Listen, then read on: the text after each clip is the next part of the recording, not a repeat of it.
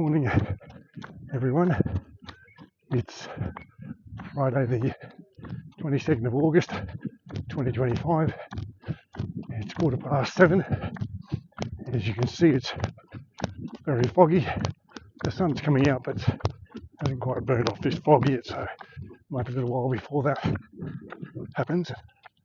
Hopefully you can still see enough to see what's going on while I do my run. And I'm going to talk to you about a bloke called Daly Cherry-Evans.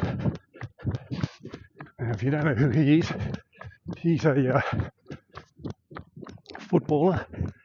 He plays in the NRL, National Rugby League in Australia. He's the halfback for the Manly team. Manly's a team that's based on the northern beaches of Sydney. Now, why I'm going to talk about him is because this weekend,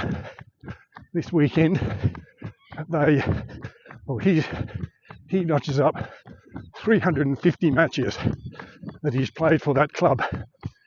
He's in his 15th year of playing for that club, and as I said, he's played 350 games. Now, earlier in the week, he made himself available to speak to the media because they want to know about all that sort of stuff, and they know the public want to know about it. And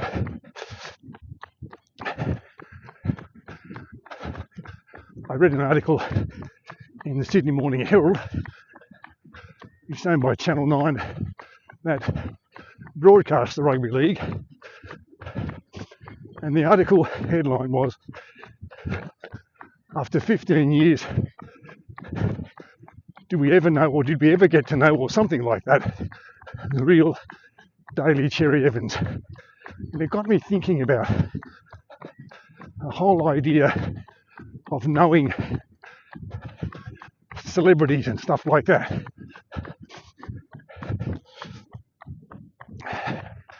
Now, I don't know Daly Cherry-Evans at all. I've never met him. I have no interest in promoting or criticising him. Just want to talk about that concept of knowing the real person or knowing the celebrity. I suppose it's human nature. You just want to know more about people that we see. So, we see someone on the TV screen, or we're watching the sport, or the movie, whatever it is we're watching, and we just have that urge to want to know more about them. And for most of us, that's just a passing thing. Some people, it becomes an unhealthy obsession. And that's why celebrities have to take out AVOs, apprehended violence orders for those who don't know, and we have stalkers and all that sort of stuff. Now, that led me to the bigger question of, well, what right do we have to know things about Daly Cherry-Evans? What do we need to know about him? And what right do we have to know any more than some very basic fundamentals? He's a bloke who in this interview said he's a very private person. I guess if you're a Manly supporter, you want to know that he's going to turn up every week. And to the best of my knowledge, he hasn't missed, and I haven't followed his career, but he hasn't missed too many games through injury or suspension. There hasn't been a time, any length of period of time, when he's been unavailable to play. I think by any measure, at 350 games, he will be considered a stalwart, a loyal servant, or a good employee, or all three of those things. At the end of each match, if he's the captain, he's required to accompany the coach to the press conference and answer a lot of inane questions from reporters who just watch the game themselves, but who think they're asking questions on behalf of the fans, who also have probably just watched the game or listened to it on the radio. And he's required to be cooperative there and answer the questions that are asked of him. And so the public, the media, and everybody else that's connected with the game can go away satisfied that he's played his part in the process and he's a good egg. Not one of those guys who sits there and answers with one-word answers or grunts or makes comments that have no bearing on the question or no bearing on the match that he's just played. But beyond that, are we entitled to know more about him? And I suggest the answer is no. If you wanted to know things about how to be a good footballer and how to prepare well for games and maybe know about training routines and diet, stuff like that, after 350 games, he's probably qualified to answer those questions, and they're probably reasonable questions to ask because that's what he does for a living. He plays football. Are we entitled to know about his family, his living arrangements, his views on any non-football related matter? And I'd answer definitely no, we're not. They have no bearing on his ability to do the job he's paid for, no bearing on your ability as a fan or supporter or whatever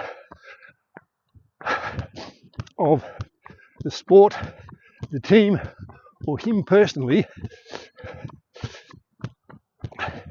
if you know what he thinks about any other number of issues.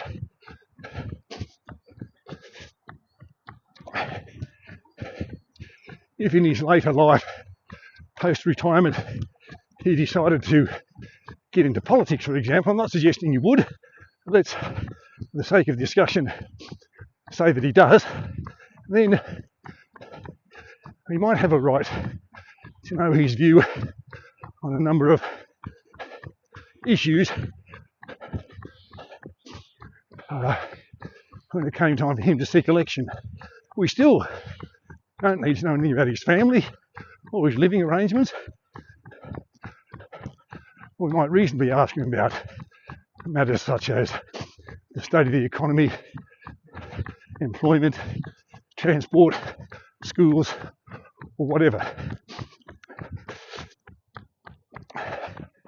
One of the things that I think becomes a problem for some fans and supporters is not being able to put the whole situation in perspective. Yes, you support that person, you're a fan of theirs, and depending on your degree of fanaticism, that's the word, you bought all the club merchandise, and you buy a ticket to every game, and you go to every other single thing that is ever involved with that club. You hope to meet that person and get their autograph and so on. But here's the thing. The person you are obsessing over, I appreciate that you're interested in them. I appreciate that you support them. They know in the case of footballers that you buying the ticket and the merchandise, club membership and all that helps to pay their salary.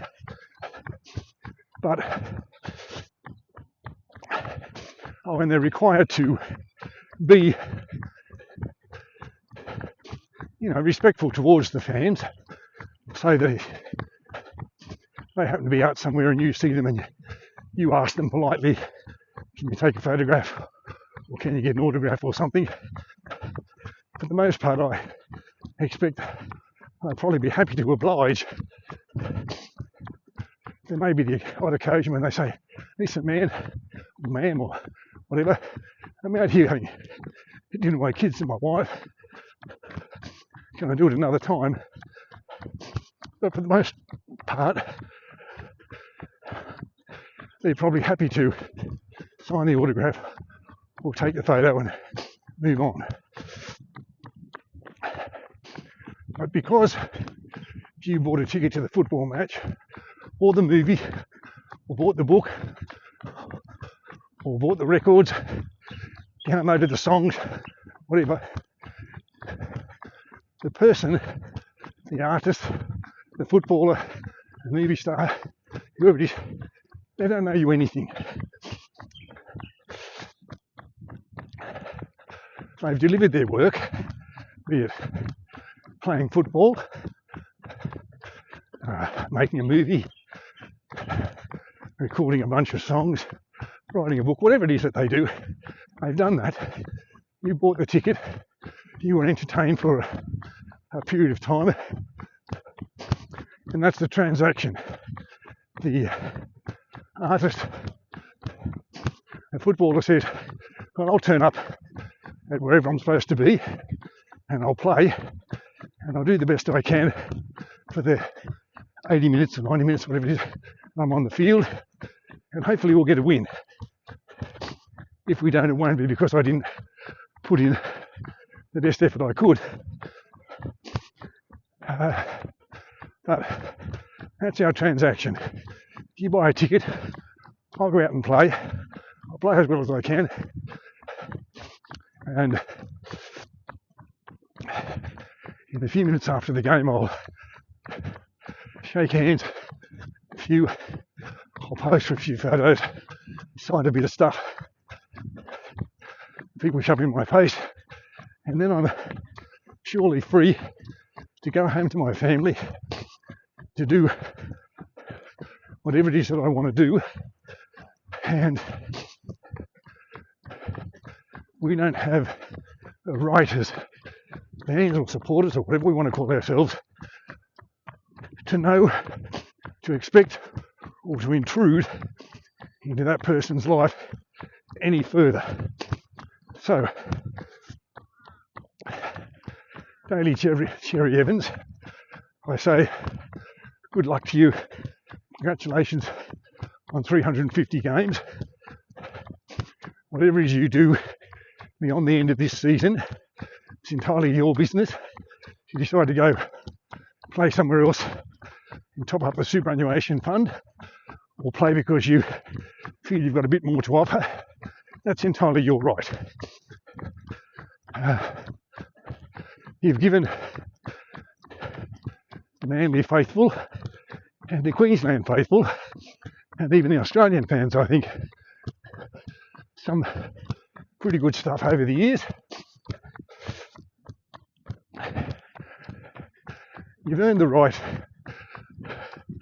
to do as you want, and we, the football supporting public, have no right and should have no expectation to know any more about you than what you've revealed to us.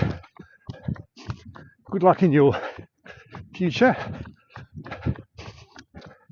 As I said, congratulations on your 350 games. Thanks for watching. If you've got an opinion about anything I've said, leave it in the comments and I'll be happy to respond when I become aware of it. Please comment on the content. And as I said, thanks for watching, and I'll catch you next running video.